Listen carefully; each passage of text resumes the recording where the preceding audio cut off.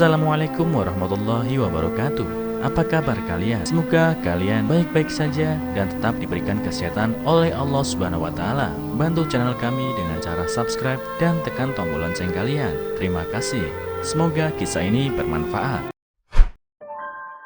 Suami pergi merantau selama 3 tahun. Istrinya coba mencari, saat lihat rumahnya, hatinya hancur.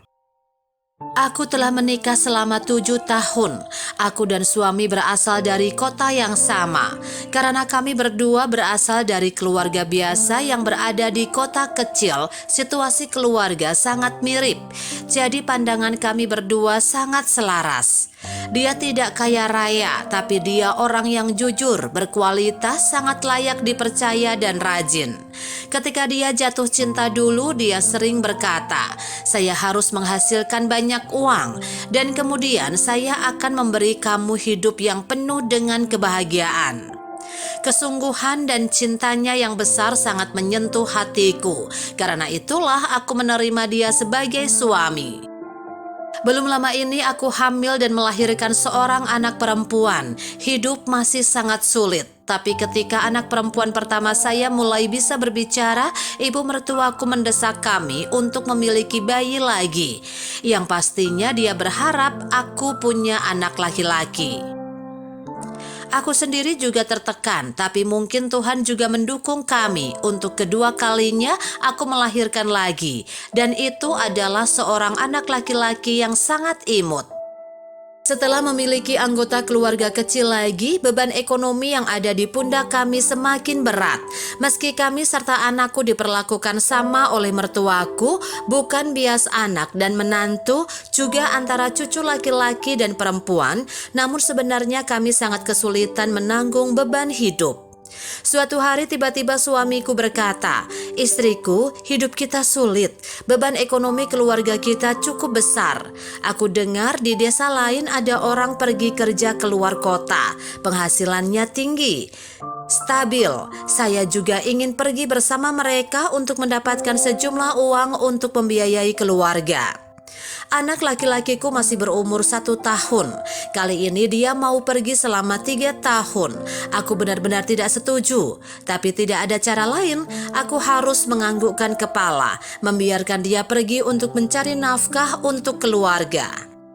Selama 3 tahun sejak dia pergi, aku juga tidak pernah mengunjungi ibuku. Dan aku meski ingin mengunjunginya, ingin secara pribadi melihat hidup suami, bagaimana kondisinya, apakah keadaannya sehat. Tapi di rumah ada 2 anak, ibu mertua juga sudah tua. Aku hanya tahu setiap hari menunggu bayangannya muncul, mendengarkannya melalui telepon yang sangat-sangat jarang. Kerinduan selama 3 tahun juga hanya bisa diharapkan pada sebuah telepon. Dia tidak pernah berkunjung ke rumah, tapi setiap bulan dia selalu mengirim uang. Meski jumlahnya tidak banyak, tapi setidaknya dia masih ingat akan rumahnya.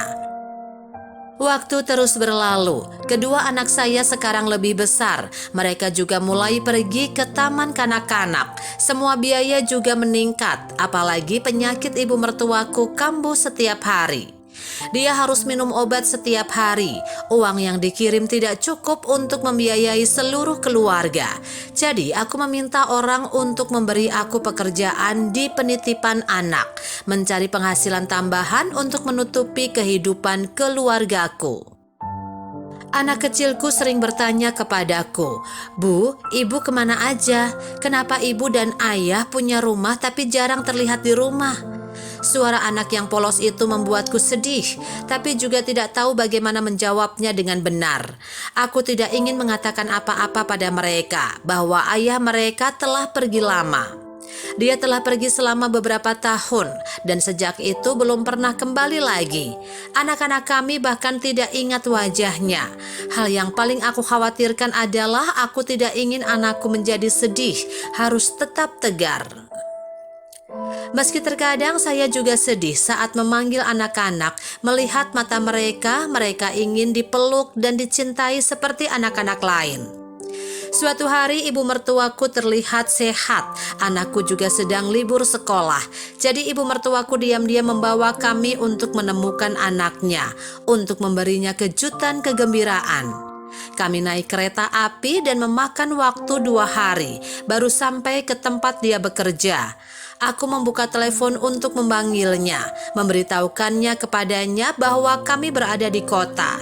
Sepertinya dia sulit dipercaya, dia berpikir aku bercanda. Baru setelah dia mendengar suara ibu dan anak kecilnya, dia yakin kami ada di sini. Dia menyuruh kami menunggu, dia menyelesaikan pekerjaannya dan memesankan mobil untuk menjemput kami. Setelah menunggu beberapa waktu, sebuah mobil taksi pun datang. Taksi itu membawa kami ke suatu tempat seperti pinggiran kota, jauh sekali. Saya melihat dia berdiri di sana. Melihat kami, dia merasa seperti sedang bermimpi. Matanya memerah, bibirnya setengah terbuka seolah mengatakan sesuatu tanpa berkata apa-apa. Sebelum pergi menemuinya, aku pikir aku akan mengatakan banyak hal, banyak bertanya padanya. Tapi sekarang setelah melihat suami tercintaku yang selama bertahun-tahun tidak bertemu, aku tersedak dan tidak mampu mengatakan apa-apa selain diam sambil menatapnya. Air mata mengalir di pipiku. Samar-samar aku sadar dia sangat kurus. Wajahnya terlihat sangat lelah. Aku mulai mengingat anak laki-laki kecilku. Dengan tergesa-gesa mengatakan kepada anak laki-lakiku, "Panggil dia sayang, dia ayahmu." Suamiku melihatnya dan memeluk anaknya. Ada sangat banyak tekanan dan kerinduan untuk dilepaskan. Setelah itu dia membawa kami ke suatu ruangan. Tanpa diduga, baru saja memasuki pintunya saya sudah takut dan sedih. Ruangan itu luasnya tidak lebih dari 10 meter persegi. Tampaknya sudah dibangun sejak lama.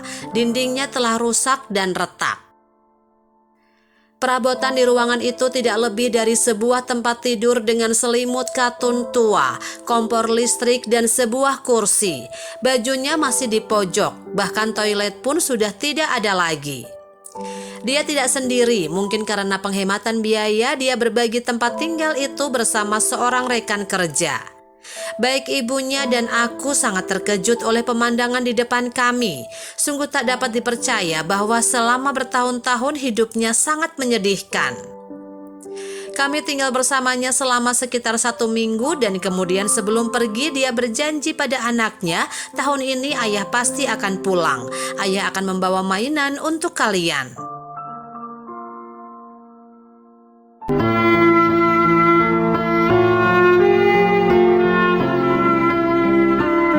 Assalamualaikum warahmatullahi wabarakatuh. Apa kabar kalian? Semoga kalian baik-baik saja dan tetap diberikan kesehatan oleh Allah Subhanahu wa taala.